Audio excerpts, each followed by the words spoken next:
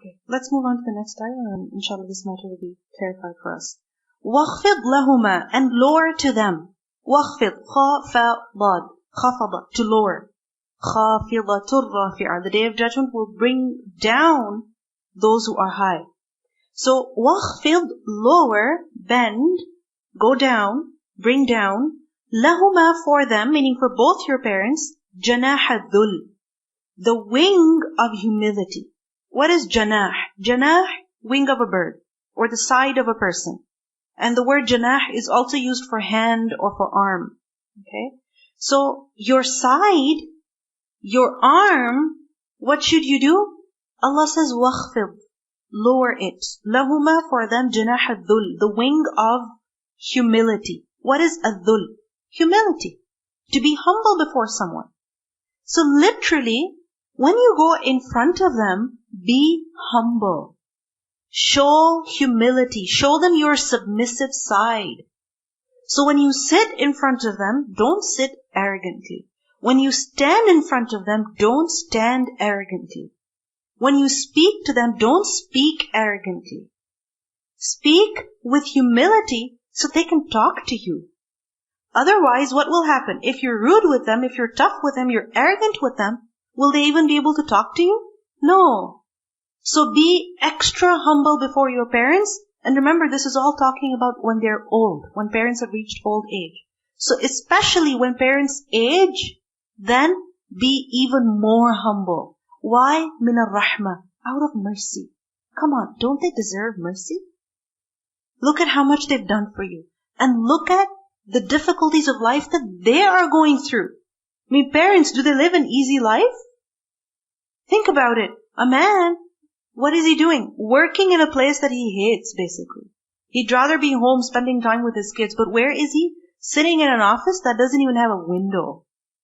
Sitting in an office which is full of dust. Dealing with a boss that is drunk half the time. Or dealing with problems at work that are extremely annoying. It's not easy to work. It's difficult. Any person who works in the outside world, just go ask them, do you love your job? Yeah, I like it. However, this really annoys me. I mean, there are people whose eyesight becomes weak because of the kind of work they do. Whose hands, they become so weak because of the kind of work that they do. Parents, they've been working physically. They've been working. Why? To make money, to bring food to you. To buy clothes for you. To buy treats for you. So have mercy on them. Show mercy to them. And out of that mercy, be humble before them. Don't stand arrogantly in front of them. Don't deal with them as if you're dealing with a 2-year-old. وَخْفِضْ لَهُمَا جَنَاحَ الذُّلِّ مِنَ الرَّحْمَةِ وَقُلْ, and say, make dua for them. What dua should you make for them? رَبِّ ارْحَمْهُمَا كَمَا رَبَّيَانِي صَغِيرًا. Rabbi, O my Lord, irhamhuma, you have mercy on my parents.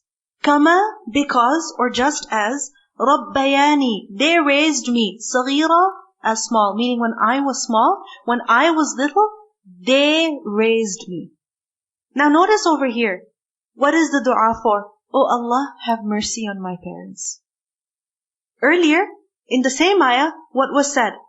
Show humility to them out of mercy. Meaning, be merciful towards your parents, be compassionate, be kind, be gentle, and also ask Allah to be merciful towards your parents. Because your parents, what do they need? Mercy. That's what they need.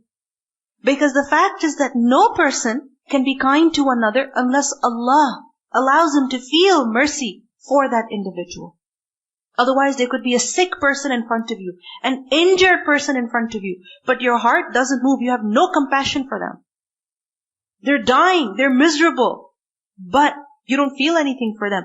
So, oh Allah, you have mercy on my parents so that I feel mercy for them. Because remember that Allah subhanahu wa ta'ala, He provides His servants through what? Through means. And, oh Allah, you show mercy to my parents, because when Allah will be merciful towards an individual, then their difficulties will be alleviated. Then their sickness will end. Then the problems that they face in life will reduce. So رَبِّ ارْحَمْهُمَا, oh my Lord, you have mercy upon them. And the fact is that no matter how much we do for our parents, can we ever repay them? No, we can never repay them. Remember the incident where a man was, making his mother do Hajj. How? On his shoulders. And he was told by one of the companions that you haven't really given your parents back what they deserve from you. You haven't given them their haqq. Not even for one night. Not even for one moan, one scream of agony that your mother made when she was in the pains of labor giving birth to you. So we can never repay our parents. This is why we ask Allah, oh Allah, you have mercy on them. So that I have sabr in dealing with my parents, and my parents also, as they're aging, as they're dealing with their problems, they develop patience also, so that they are good with me. They're tolerant with me. We have a good relationship. رَبِّ ارْحَمْهُمَا. And why make this dua? That, oh Allah, you have mercy on them. Because رَبَّيَانِي صَغِيرٌ. Oh Allah, they raised me when I was little. رَبَّيَانِي is from رَبَّا, tarbia. Raba is to grow. The word riba is from the same root, interest, because interest is what grows on top of the initial amount. Right? And Rabba is to do tarbiyah. What is tarbiyah? To foster. To allow and ensure growth. To allow and ensure growth. To develop something, someone. How? By providing constant nutrition. So what's your goal? To make something grow. To develop it. And how is it that you develop it? By providing it constant nutrition. By looking after it. Now as human beings, as we grow, what do we need? What are we in need of? Any young mothers over here? With babies or with toddlers? Raise your hand please, quickly. Okay. So when you look after your child, what are you concerned about? Their health. Okay, so when it comes to their health, their diet, what they're eating. Have you ever seen a mother feeding a toddler? Anybody? Have you ever seen them feeding children? How is it? Children eat so nicely, so easily. You just give them the food and they will eat. Yeah? A mother will go crazy, literally crazy, trying to feed her child. This is tarbiyah. The pains that a mother goes through to ensure that her child is healthy. And eating good is just one part of being healthy. In addition to eating good, what else is it that you're concerned about? Their exercise. Enough movement. Fresh air. So even though the mother wants to take a nap, she will take her child for a walk. She wants to go home and cook, and the child wants to be at the park. Really. So their physical growth also. In addition to physical growth, what else? For the mind. And this is why you see parents buying such expensive toys which are good for the brain of the child. Right? Reading to a child, showing them books, doing activities with them, literally sitting on the ground and playing with the baby. Why? Because tarbiyah, it includes all of this. Health, mind, and also emotionally. Because you want the child to be emotionally strong. So cuddling, hugging, picking them up, literally holding the baby in one arm and cooking with the other. I think it was a blessing that my sister was born when I was in grade 7, so she's 5 now. Because I practically remember everything, like my mom when she was pregnant with my sister and everything, and how much she used to vomit, and after she was born, and I saw everything. And so when she was a child, it was much easier to feed her. Now, like yesterday, my mom asked me, can you just feed her the lunch? Because I'm going to take a shower. And I'm like, okay, fine, sure, it's just noodles. And I tried. It took me literally about an hour to feed the child. And I was just thinking, like, how does my mom do it? And my mom literally has everything scheduled. Like, she has to sleep at this time and this time and this time. She can only watch a video for this time because then she'll get tired. And my mom has to literally schedule her life around my sister's life. Basically, parents lose their life. They lose their life when children come in. A mother doesn't have anything such as me time. No. You forget about yourself when you have a baby. Because you can't sleep when you want, you cannot get up when you want, you cannot even use the bathroom when you want. Sorry. Nothing like that.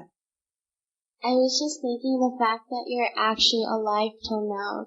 you owe them so much love and respect, because I remember learning a toddler, when they're young, they can die if they don't have enough love, because they will cry and they will cry until their brain and their neurons just shut off and like, no one's here to care for me, and their body can die out of that emotional deprivation. There's a quote, when it comes to ibadah, ihsan is the most we can do. When it comes to dealing with parents, ihsan is the least we can do. Amazing. Ihsan is the least we can do when dealing with our parents. So I feel like Allah SWT is focused on dealing with our parents with ihsan and the best mannerisms in old age. And the only way to possibly do that is if we've been treating them that way ever since we were young. It's only possible to be able to be patient with someone if you are used to that type of behavior. So you have to be patient and humble and, obeying your parents since childhood to be able to deal with them in a more difficult age. Yes. And the one thing that will always convince you to be good to your parents is what? They took care of me when I was little. That's it, period. They took care of me when I was little. Because the thing is that as human beings, we need each other. Right? We cannot live on our own. Or can we? Can we survive on our own?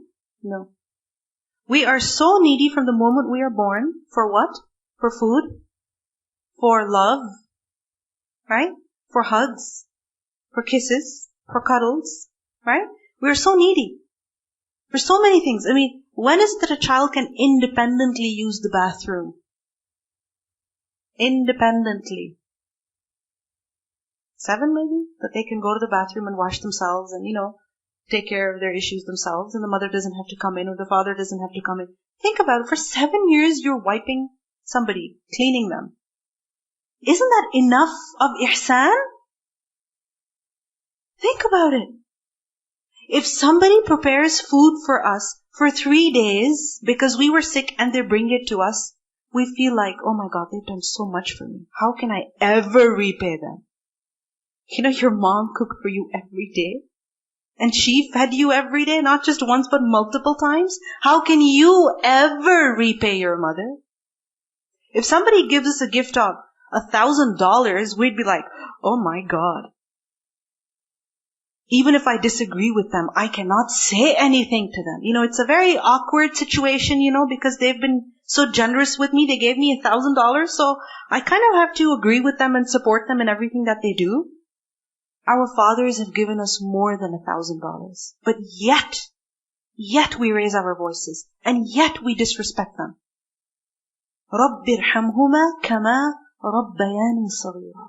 They took care of me when I was little. I couldn't change myself. I couldn't look after myself. And my parents looked after me. So, oh Allah, be merciful towards my parents. I would like to say, ihsan is a very higher level. And everybody go through trial in the life, and you will have good and bad relationships with parents and those times. So if you are just thinking that Allah Ta'ala has chosen those parents for me, because we choose our friends, we choose our spouses in certain cases, and with spouses there is a possibility that divorces can happen and people can remarry. But those are the parents that Allah Ta'ala has chosen from the whole world. So if we are just accepting them for that reason, that this is the choice Allah Ta'ala has made, and I'm going to be good to them, and then during your life you try to make it a peaceful and respectful environment where you will have healthy communication, just to lead to this level. Jazakallah khair for pointing that out. For good communication, what is really, really important is that you open your heart before you open your mouth.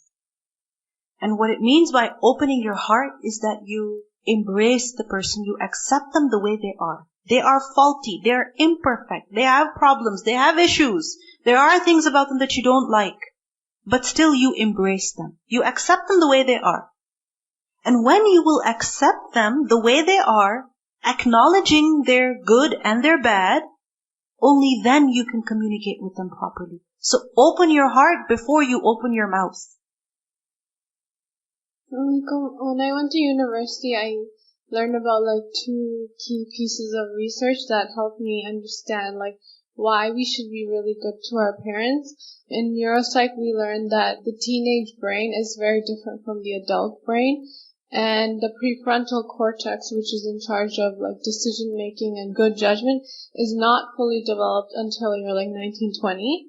So you know how we argue with our parents when we're teenagers? Maybe we need to accept that they are right and we are wrong, and we might not be able to judge a situation as good as they can, and we need to accept that. And another piece of research I learned was like parents who follow up with their kids and ask like, where are you going? And afterward they ask, where were you? What did you do? Who were you with? Like, we think those are annoying, but really that following up keeps children like out of doing things that are really bad. And it's that research that showed me like that just that follow-up that we find is so annoying is really, really helpful for us. And a lot of kids don't have parents who do that because they're either orphans or they have like single mom who is working like 2 different jobs and she is not able to ask them those questions. And sometimes parents are also neglectful, like they don't care. So we're really lucky that our parents ask us and they follow up with us, and we shouldn't be annoyed. They care about us. And the thing is that, you do feel annoyed. Obviously, if somebody's constantly asking you, you do feel annoyed. But at that time, I can realize that, okay, somehow they want good for me. I don't know how, but somehow they want good for me. So even if I don't understand what they're saying and why they're saying, you know what, I'll just accept it because Allah subhanahu wa ta'ala has told me to do ihsan with my parents. Simple. That's it. You don't have to 100% agree with them. You don't have to like what they're telling you to do. You understand? But accepting, that's possible. That is something that you can do. You can accept what they're telling you to do. And if you do that, eventually, hopefully, things will improve. And that accepting despite your dislike, despite your hesitation, that is ihsan. I just would like to add that I'm a parent myself and I'm a teacher too. And so I've seen and met parents, Muslims and non-Muslims. And it's a very difficult task for everybody.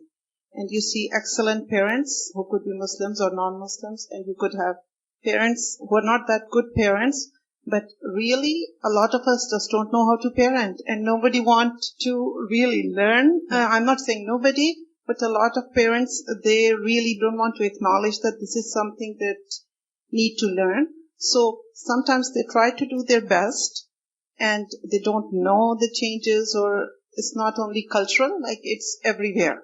So you just have to give them that little place that they really don't know, and most of the time they're trying to do their best. Yes, but they learn as it goes. Very true. And this shows to us that while we need to learn how to be good towards our parents, at the same time we also need to learn about how to parent our children. Those of you who are parents, this is also something that we need to learn about. Because any role that you have been given in life, if you want to be good at it, you need to gain knowledge about it. If you're bad to somebody, not just once, but again and again, there's no way that that person's going to be good to you for the rest of their life. If they're really good people, they might smile at you and say salam occasionally, but they're not going to give you stuff. They're not going to give you love and stuff. Except our parents. They've been so good to us. So even if sometimes they're tired and they lose their patience with us, they've been so good to us. We have no right to get upset with them for anything because we've been bad to them and they've been good to us. I'm saying the same thing, but it's important. They've been good to us. Yes. And this is their ihsan. Assalamu'alaikum. I've learned that, just listening to something your parents say and doing it really saves you from a lot of harm, because last year when we were on vacation and I wanted to wear these flip-flops because they matched my outfit or whatever. And my mom was like, you should wear your trainers or whatever because, we have to walk and stuff. And then I was like, oh, you know what, it's okay. I'll just keep them with me in the car and stuff. And basically, they were my new Nikes, and someone got in the car and actually stole them. So, it was pretty sad for me, but I realized if I listened to my mom. Had you been wearing them? Yeah. That was just remind me one of my sister-in-law. She said that I am not going to clean my baby's diaper. I said, okay, when she had a baby, for the one whole year she was using the glove, plastic glove, and cleaning the baby. Until the other baby came, then she was used to that, I will not touch the poo. I will not touch the poo. And then she became used to with the next baby. It's so difficult accepting the challenges of motherhood. Really. It's so difficult. But think about how much parents do, how much they sacrifice just to raise you. And they do it happily. Assalamu'alaikum. I remember once I called my mother and I asked her how you feeling, how's the medicine. She was taking medicine, and then she said, you care about me, and she made dua for me. May Allah make your kids have mercy on you. So I remember the same day, it's like maybe few minutes after I finished talking to her, I take my medicine because I wasn't feeling good too. And then the medicine, like I took it without food, so I get really, really not feeling good. My daughter, she came and said, Mommy, can I make you sandwich? And she started making me sandwich, massaging me. Subhanallah, the dua came right away. A man said that he once rode with Abu Hurairah anhu to his hometown in Al-Aqiq. And when Abu Hurairah anhu, he entered his hometown, as soon as he entered the area where his mother used to live, he couldn't wait and he shouted out in his loudest voice, Alayka assalam wa rahmatullahi wa barakatuh ya ummatah. Oh my beloved mother, may salam and mercy of Allah and His blessings be upon you. And from there she replied, Wa alayka assalam wa rahmatullahi wa barakatuh. And peace be upon you and the mercy of Allah and His blessing. He said, may Allah have mercy on you as you raised me when I was a child. She replied, O my son, may Allah repay you well and be pleased with you as you were dutiful towards me when I was old.